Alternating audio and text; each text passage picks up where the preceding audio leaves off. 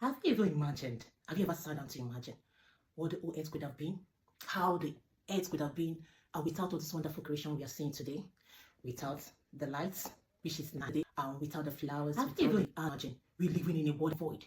And the Spirit of God was hovering around the earth. The Spirit of God was hovering in His majestic way. He was hovering and hovering around the earth. And God said, let there be light. The light has no option. The light said, yes, sir.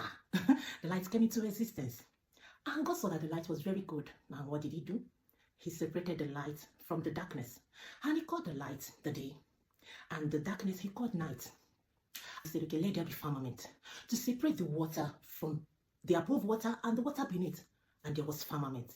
And God called the firmament heaven. And God said, let the waters under the firmament be gathered in a place. And they had no option, my friends. All of them were gathered in a place. And God called the waters the sea. And He called the dry land the earth. And God said, let the earth bring forth trees, herbs. It was really beautiful. You can imagine the trees, the herbs, the fruits that we eat today. And then all of them came into existence. And God saw it was really beautiful. And God said, let the firmament bring forth light. The firmament said, yes, sir. Then the light came into existence. What light do I mean? The sun, the moon, and the stars. And God said it was really beautiful. And God said, okay, let the greater light give light to the day, which is the sun. And let the lesser light give light to the night, to the darkness, which is night. And that is when we see the moon at night, the moon and the stars will come out. That is in accordance of obedience of what God said. And God said it was really beautiful. God said, let the water, remember the water that God separated from the land. And God said, let the waters begin to bring forth creations of different kinds. The whales, the fishes, hippopotamus, different animals in the waters, all of them started coming out. All of them started coming out. That's different kinds, different kinds. And God saw it was really beautiful. And God said that it should multiply. And they began to multiply. They began to multiply. Oh my.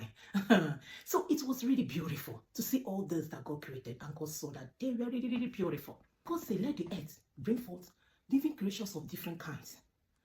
All those animals we see today, the lions, the cattle, the sheep, everything started coming into place.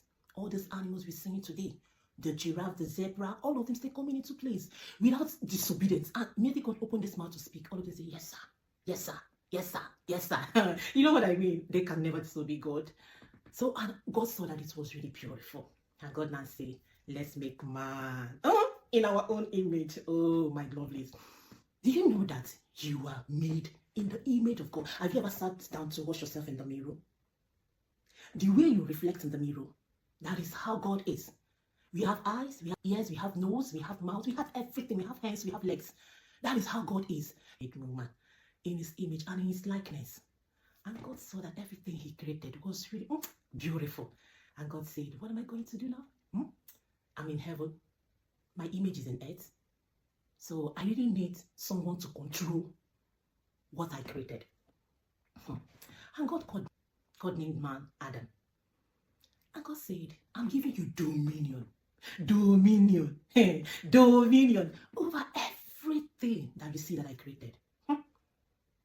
Over all these animals. Over all these trees. Over all these herbs. Over the seas. Over the earth. Over the sun. Over the moon. Over the firmament. Because everything God created, He gave man dominion over it. And that is how today you can kill fish and eat. You can kill some animals and eat. Because God has given you dominion over it. You can speak to the earth, it will respond. You can speak a word, the air in which God created will respond and carry it and fulfill it for you. So my lovelies, what do we learn today?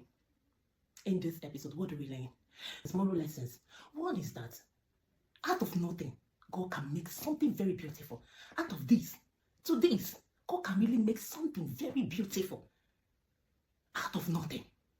And again, the moral lesson is that God has given you and I dominion. When I mean dominion, is what you said that will happen. Not over someone or two or three. I mean over everything that He created. He gave you and I dominion.